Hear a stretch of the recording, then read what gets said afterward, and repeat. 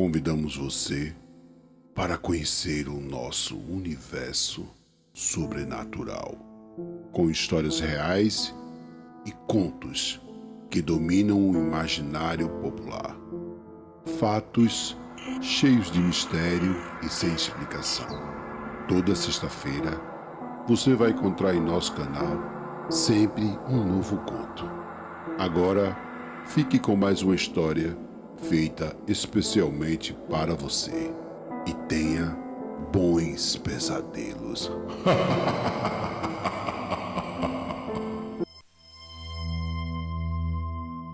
Quando algo ou alguém vem ao nosso encontro, pode surgir algumas reações que revelam sentimentos nem sempre de alegria ou tristeza, mas de medo e pavor, onde a visita inesperada traz consigo uma pergunta.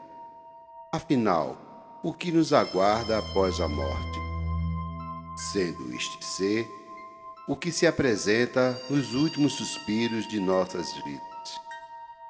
Hoje conheceremos duas histórias que vagam por este universo cheio de mistério. A nossa primeira história se passa em uma pequena cidade na década de 1960. Santa Inês está localizado no estado do Maranhão, onde viveu seu Dionísio, uma pessoa bastante querida por todos no bairro, onde estava sempre à disposição para ajudar a todos que precisassem de sua ajuda, sem falar em seu bom humor, que era a sua marca registrada. Dionísio era casado com Betânia e tinha uma filha que se chamava Rosália.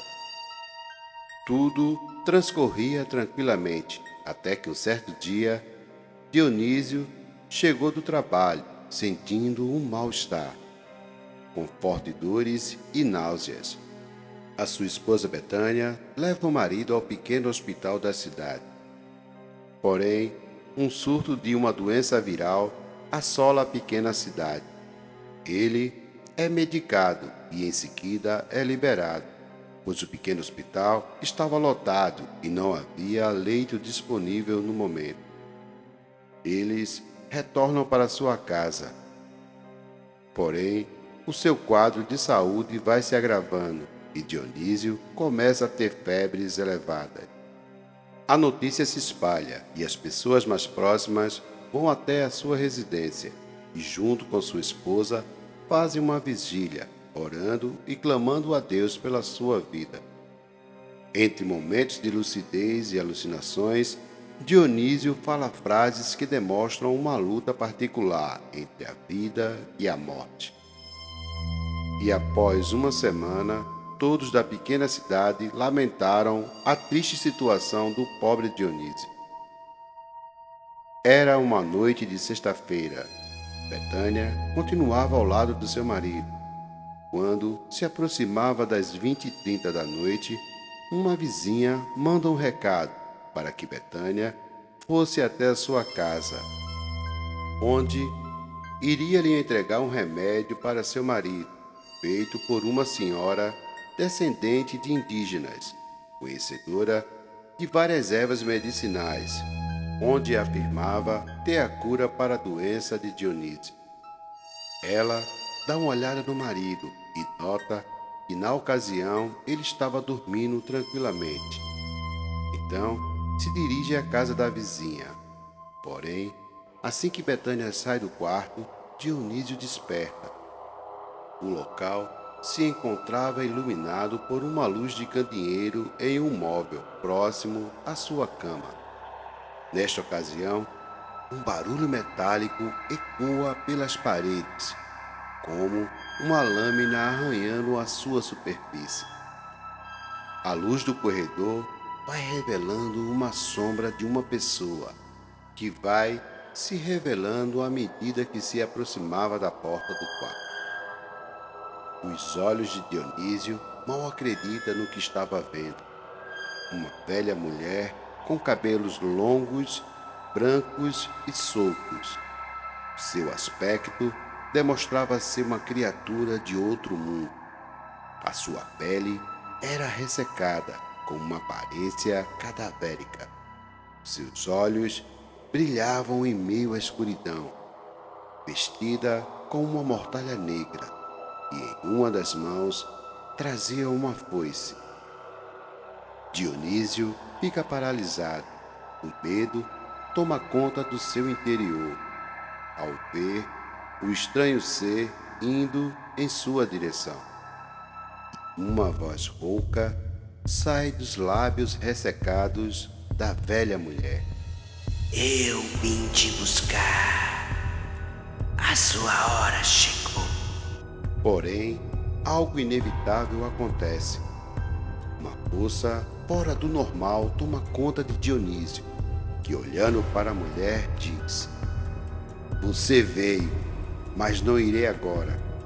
Pode voltar pelo mesmo caminho de onde veio. E a velha mulher levanta a foice sobre Dionísio, e nesse momento ele clama: Meu senhor, não permita que eu vá agora, mas eu te peço apenas alguns anos com a minha família. Ele fecha os olhos, sente a lâmina passando pelo seu corpo e um som de lâmina risca o piso do quarto, que ressoa no ambiente.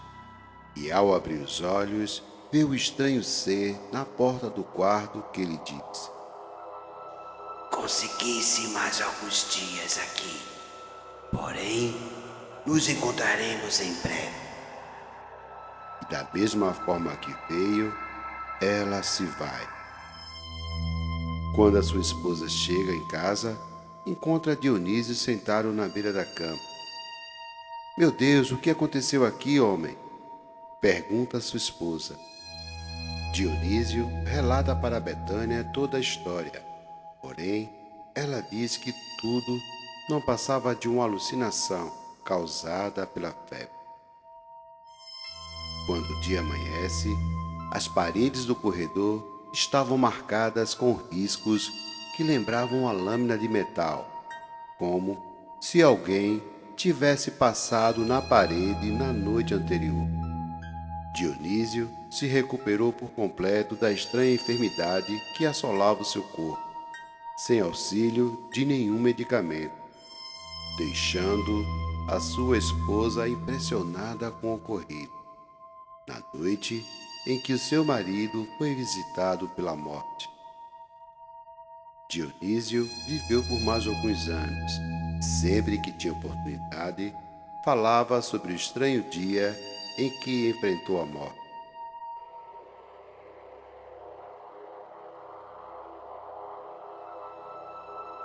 Há um ditado popular que diz que um raio não cai no mesmo lugar duas vezes. Será verdade ou haverá uma controvérsia?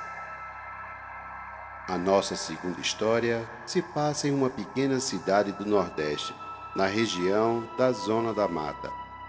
Era o ano de 1978 e o ocorrido abalou profundamente todos os moradores da pequena cidade. O grupo de jovens, formado por 6 pessoas, passa um dia se divertindo, onde não havia limites para ele, que tinham entre 18 a 25 anos, formados por 3 mulheres e 3 homens. Na ocasião, passaram um dia em uma chácara que pertencia à família do mais velho do grupo. Eles tomam banho na piscina e ouviram música e beberam bastante. Era por volta das 18 horas. Nesse momento, decidem retornar para suas casas. O grupo havia chegado ao local em um veículo e, da mesma forma, decidem retornar, chegando à rodovia principal que dava acesso à cidade. A viagem iria durar em torno de 15 a 20 minutos. Porém, quando estavam passando em um trecho já na cidade, onde existia um cruzamento com uma linha ferroviária, neste momento, um trem se aproximava. O som é emitido no cruzamento, e sinais luminosos piscam, orientando para que todos os motoristas parem os seus veículos e aguardem a passagem do pesado transporte ferroviário. Porém, os ocupantes do veículo desafiam as normas, aumentando a velocidade do automóvel, tentando assim na velocidade passar antes do trem. Porém, a ousadia termina com um terrível acidente, onde todos os ocupantes têm um triste fim. A cidade é tomada por um sentimento de tristeza, visto que a tragédia havia ceifado a vida de jovens tão queridos por algumas pessoas da cidade. O tempo se passa, tudo fica para trás. Porém, após um ano, algo inacreditável acontece. Era por volta das 18 horas. Estudar, tudo parece estar se repetindo. O veículo estava se aproximando do cruzamento. E por coincidência, outro trem se aproximava. O automóvel faz a mesma manobra, como se fosse uma viagem no tempo, onde a terrível tragédia iria se repetir. Porém, no momento exato da ultrapassagem, algo incrível acontece. O veículo desvia em fração de segundos, caindo em uma vala que havia próximo à estrada. Populares se dirigem para o local do acidente e, para a surpresa de todos, havia a mesma quantidade de pessoas no veículo. 3 moças e 3 rapazes, que saem do ocorrido ilesos, sem nenhum arranhão. Após o susto, o motorista conta que no exato momento que estava realizando a arriscada manobra, uma força sobrenatural girou o volante do veículo. Os jovens ficam impressionados quando ficam sabendo que no mesmo lugar, há exatamente um ano, outros jovens não tiveram a mesma sorte.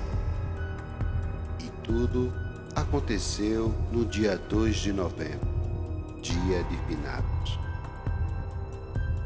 Os mistérios existentes entre a vida e a morte sempre deixará a sua marca tênue para aqueles que ousam desafiar os seus limites. Boa noite e até o próximo Contos da Madrugada. Se você gostou do nosso conteúdo, então curta, compartilhe e se inscreva no nosso canal. E muito obrigado. Até a próxima!